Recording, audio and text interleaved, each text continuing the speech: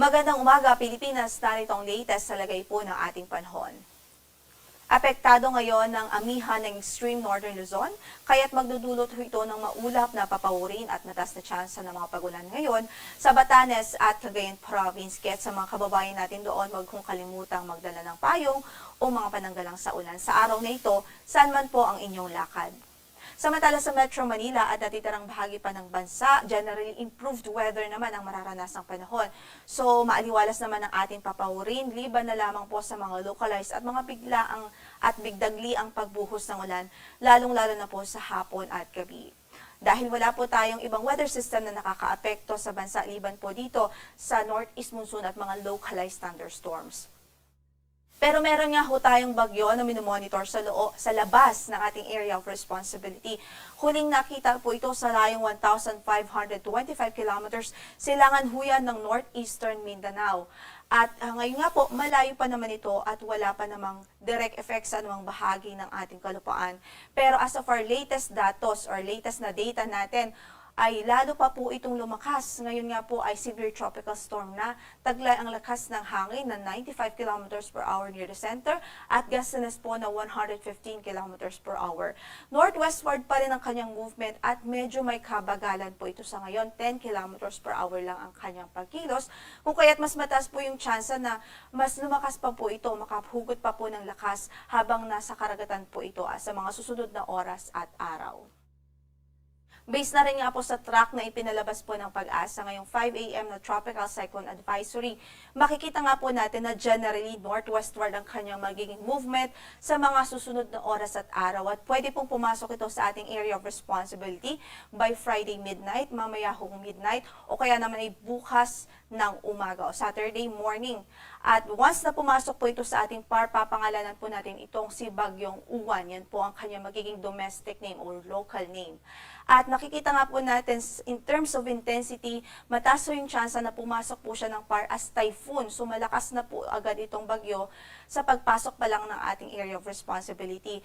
At habang nasa Philippine Sea siya sa mga susunod na araw at oras, ay mataas din yung tsansa na further o lalo pa po itong lumakas at pwede pong maging isang super typhoon habang nasa Philippine Sea siya bago pa man maglandfall sa atin.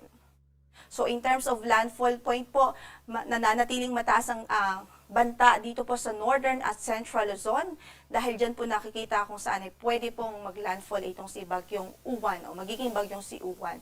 Pero kailangan po nating alalahanin na as long as nakapaloob po ang inyong lugar sa tinatawag po nating probability cone ay ibig sabihin posible pa rin kung dumaan sa inyo ang sentro mismo ng magiging Bagyong si Uwan. At bukod dyan, kailangan din po nating alalahanin na hindi po tayo pwede na mag-focus lamang sa landfall point dahil kung makikita nga po natin, napakalawak ng diametro nitong bagyo. Yung kanyang radius nag-extend po up to 400 kilometers from the center. So kung ipoproject po natin ito habang lumalapit sa ating landmass, halos buong Luzon at malaking bahagi ng Visayas ang apektado nitong bagyo. So expect po natin, meron tayong itataas na mga signal sa halos buong Luzon at malaking bahagi ng Visayas sa mga susunod na araw. At magtataas po tayo ng signal as early as mamaya o kaya naman ay bukas ng umaga sa eastern section ho ng Luzon at eastern section ng Visayas. Kaya't patuloy tayong mag-antabay sa magiging updates ng Pag-asa, matinding paghahanda ang ating iminumungkahi sa ating mga kababayan, lalong-lalo na sa magiging maapektuhan ng mga lugar. Samantala para sa pagtaya nga po ng ating panahon, magiging maulap pa rin ang papawurin at may tsansa ng mga pag-ulan dito sa Batanes at Cagayan Province dahil po sa epekto ng amihan. Habang sa Metro Manila at natitirang bahagi ng Luzon ay mga localized thunderstorms lamang ang pwede pong maranasan. So para sa pagtaya ng ating temperatura, sa Metro Manila 23 hanggang sa 32 degrees Celsius, sa Tuguegarao ay 24 hanggang sa 29 degrees Celsius, sa Legazpi ay 25 to 32 degrees Celsius, sa Tagaytay naman ay 23 hanggang sa 30 degrees Celsius at sa Baguio ay 18 to 25 degrees Celsius. Samantala, pagdating naman ho sa Visayas, Palawan at Kabisayaan, asahan pa rin natin ang generally improved weather naman ho. May mga isolated lang na mga pag-ulan, posibleng mga panandali ang buhos, especially po sa hapon at gabi. Sa pagtayo ng ating temperatura sa Cebu, 24 to 31 degrees Celsius, 26 to 32 degrees Celsius naman sa Iloilo, 26 to 32 sa Tacloban, 25 to 32 sa Puerto Princesa, 25 to 32 sa Calayan Islands, sa Cagayan de Oro ay 25 to 31 degrees Celsius, sa Davao ay 25 to 33 degrees Celsius, habang sa Zamboanga ay 24 to 33 degrees Celsius. So again, patuloy po natin paalala sa ating mga kababayan tungkol nga po dito sa bagyong si Fungwong na magiging si bagyong Uwan pagpasok ng ating area of responsibility. Yung tropical cyclone signal number 1 ay pwede na pong itaas sa eastern portion ng Luzon at eastern Visayas as early as this evening or tomorrow morning. At based po sa intensity forecast, the highest signal na pwede po natin itaas kung maging super typhoon po ito bago maglandfall ay signal number 5 o tropical cyclone wind signal number 5. Ang onset naman o ang umpisa ng mga heavy rains ay posible po Sunday early morning dito po sa Visayas, Eastern Visayas particular, at maging sa Bicol region, posible na pong maranasan ang mga pag-ulan na dulot nga po ng bagyong ito.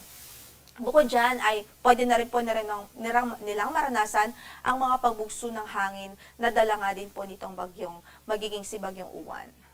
So potentially life-threatening stormy conditions pa rin ang ating nakikita at posibleng ma-experience dito sa northern Luzon at portions ng central Luzon by Monday, huyan early morning ng Monday and Tuesday hanggang Tuesday. So matinding pag-iingat at paghahanda po ang ating advice sa ating mga kababayan sa malaking bahagi ng Luzon at maging ilang bahagi ng Visayas. Sa kasalukuyan, in effect pa rin ang ating weather advisory. Ibig sabihin, sa Sunday o third day from now, sa paglapit po nitong bagyo, maaari na pong maka-experience ng 100 to 200 millimeters of rainfall ang Isabela, Quirino, maging sa Aurora, Rizal, Camarines Norte, Camarines Sur at Catanduanes, maging ang Quezon Province. So mostly the eastern section of Luzon, pwede pong maka-experience ng matitinding pag-ulan as early as Sunday morning o halos buong maghapon ng Sunday, dala po at epekto po mismo nitong bagyo. So sa mga kababayan natin dyan, maging handa po sa mga posibilidad ng pagbaha o widespread na pagbaha at maging mga landslides o pag-uho ng lupa, especially sa mga bulubuntuking lugar. Samantala, 50 to 100 millimeters of rainfall naman sa Apayao, Cagayan, Kalinga, sa Mountain Province, Ifugao, Nueva Vizcaya, Nueva Ecija, Bulacan, maging sa Rizal, Northern Samar, Samar at Eastern Samar, maging sa Masbate Province at Sorsogon Province. Dulot din ng bagyong ito na papasok po sa ating area of responsibility. So again, maghanda po tayo at maging vigilant po tayo sa mga posibilidad ho na hazard na dala po nitong malakas na bagyo. Sa ngayon ay wala po tayong gale warning na nakataas sa mga bahagi ng ating mga baybaying dagat. Moderate to rough naman o katamtaman hanggang sa maalon ng kondisyon na karagatan na inaasahan sa northern and eastern sections ng Luzon at sa eastern section ng Visayas. Ang sunrise natin for today is 5:54 in the morning at lulubog ang araw mamaya sa ganap na alas 5:26 ng gabi. Ito po si Lori de la Cruz Galicia. Magandang umaga po.